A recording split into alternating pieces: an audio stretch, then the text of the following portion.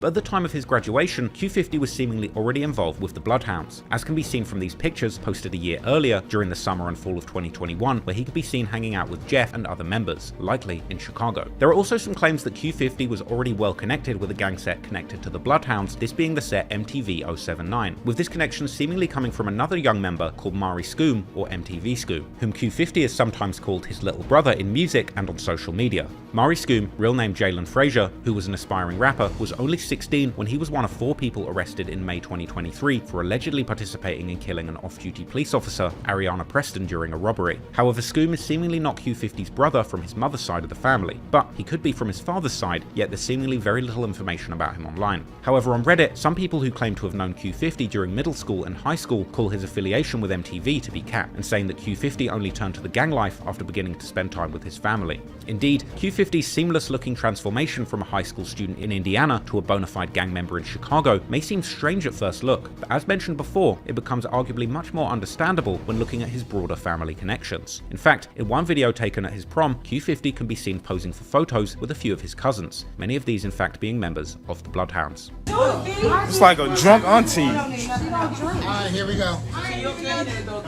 You know you're playing the picture?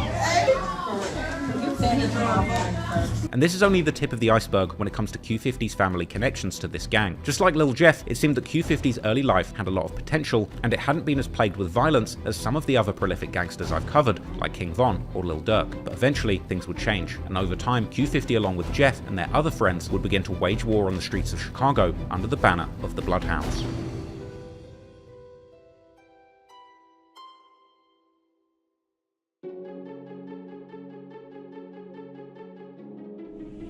In terms of Chicago street history, there's many large gangs that have a long and storied history like the BDs and the GDs. But in the modern era, many of these larger gangs were displaced and replaced with smaller localized sets that didn't pay respect to the historic allegiances and were much more motivated by the local conflicts in their blocks and the surrounding areas. As I discussed in my 3-hour deep dive into Lil Jeff, although the Bloodhounds have become one of the most known gang sets of Chicago in recent times due to rappers like Jeff, Q50 and Vert repping them hard in their music, this set, or clique as it should perhaps more appropriately be called, is at this point likely around a decade old, being seemingly formed at the time when the original drill wave was still going strong in the early to mid 2010s, being primarily made up of members of 4 gang sets from around the Chatham and Woodlawn neighborhoods: Drill City, MTV 079, 400 East, and Chris World, with the majority of the members coming from Drill City, while the other 3 sets having one or a few members who rep the clique. Therefore, the area that the Bloodhounds primarily claim is the same as Drill City's, this area being particularly around 79th Street, roughly from Ellis Avenue to Cottage Grove. The 79th Street as a whole is known for being particularly dangerous, and Drill City's hood is no exception, with particularly their busiest intersection at 79th and Cottage Grove being an especially wild location, where anything can go down at any moment, with frequent reports of shootings and fights,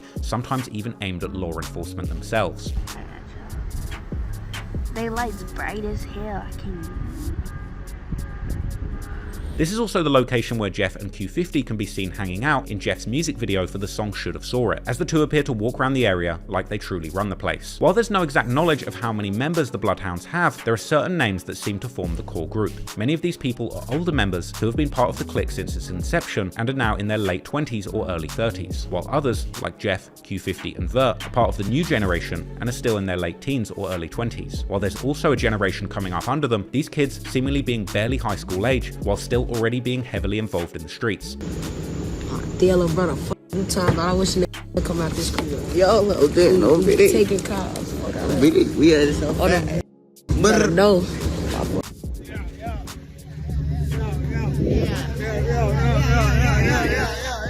my God!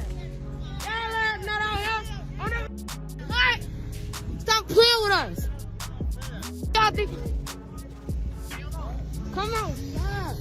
One interesting thing about the Bloodhounds is that many of the members appear to be blood related, with the younger members like Jeff and Q50 also having seemingly deep family ties to the older members of the clique. For example, besides Q50 being a cousin of both Jeff and another rapper of the Bloodhounds called Z Money, who was infamously killed in 2023. This murder allegedly starting the war between, on one side, the Bloodhounds, formerly known as Drill City, and their former friends in Trap City, a war which would eventually cost Lil Jeff his life. Q50 is seemingly also related to several of the core OGs of the Bloodhounds, such as 3 brothers, known as Tay or Tayski, Derm, and Swerve. These three can be seen all over Q50's family's social media, such as this picture with Q50's uncle together with them and other Bloodhounds, or the trio's mother commenting OTF or only the family on Q50's mother post of Q50 from his prom night. The trio also call Q50 their lil cuz or buzz in blood lingo. Out of these, Tay, known on Instagram as BloodyBrothers_79, is seemingly sometimes discussed by other members as being the main Bloodhound, or at least seemingly the one with the most money, with Q50 being seen on social media flexing wads of cash and a diamond-studded Rolex Datejust, and a caption saying most people think it must be Tay's money. Derm, on the other hand, has been dabbling with rapping in recent years, with his music videos showing familiar Bloodhound trademarks that I've covered in depth in my Lil Jeff video, like the members dropping Ys for one of their oldest ops, a crew called TYMB, as well as flexing flashy jewelry like their Bloodhound chains and designer watches, as well as big vacuum-sealed bags of dope. The younger rappers, Jeff, Q50 and Vert, can also be seen on Derm's most recent music video from April 2022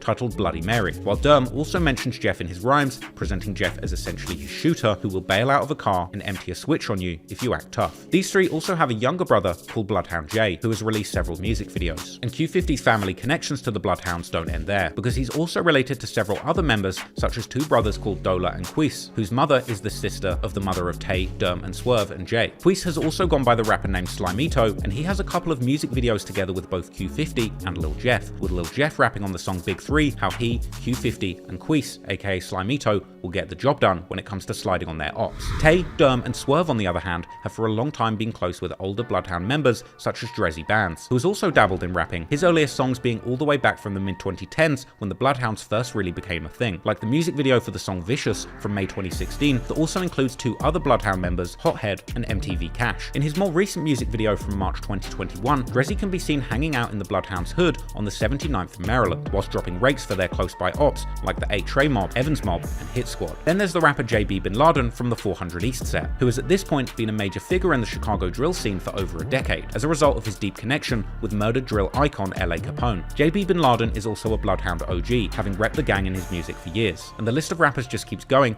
because then there are also older guys like the before mentioned Bloodhound Hothead, who is currently locked up, as well as MTV Cash and MTV Chino, who have all repped the Bloodhounds in their music and on social media since the mid to late 2010s. Yeah, you see them bandanas, that mean we Bloodhounds. Yeah. Ride through with your flag out. Got the mask on, get your car flipped over. Video, he just looking at us, We bro. bloodhound too. Yeah. Are we bloodhound on Vernon too? Cash and Chino's MTV 079 set is perhaps best known for being the set of Glow Gang member Trey Savage, who was a close friend of Chief Keef for years before he was murdered in the Chatham neighborhood during the summer of 2020, whilst he was dropping off his girlfriend near his home turf, but also an area frequented by the ops of MTV and the Bloodhounds, Evans Mob, 8 Trey Mob, and the Hit Squad. And there's also of course Jeff's big brother and another cousin of Q50 called J Boogie, who has seemingly been part of the Bloodhounds pretty much since their inception, and has also been rapping to the early to mid 2010s, but he's currently locked up on gun-related charges. Boogie has a very close friend called CJ, who's also a Bloodhound OG, and seemingly one of the first members to rep the clique hard on social media. Bloodhounds seemingly also have a presence all the way in Milwaukee, with members like an older guy called Big Sleep, who's also put out at least one song as a rapper together with other Bloodhound-affiliated Milwaukee rappers like K-Rax, with Q50, Lil Jeff, and older Bloodhound members even making a cameo in a July 2023 music video by K-Rax and other Milwaukee rappers that was seemingly filmed in Milwaukee. I know I'm the youngest of the camp, and I cracked 40 this month, bro. Call my roll up the clientele, stupid. Dumbass. Oh yeah. These the baby bros, you hear me? Don't forget about the Bloodhounds, Big B, Long Wizzy. As I discussed in my Lil Jeff video, this connection to Milwaukee would even lead to rumours that Jeff and Q50 had committed contract killings in the city for their local affiliates, with numerous lyrics appearing to hint towards this.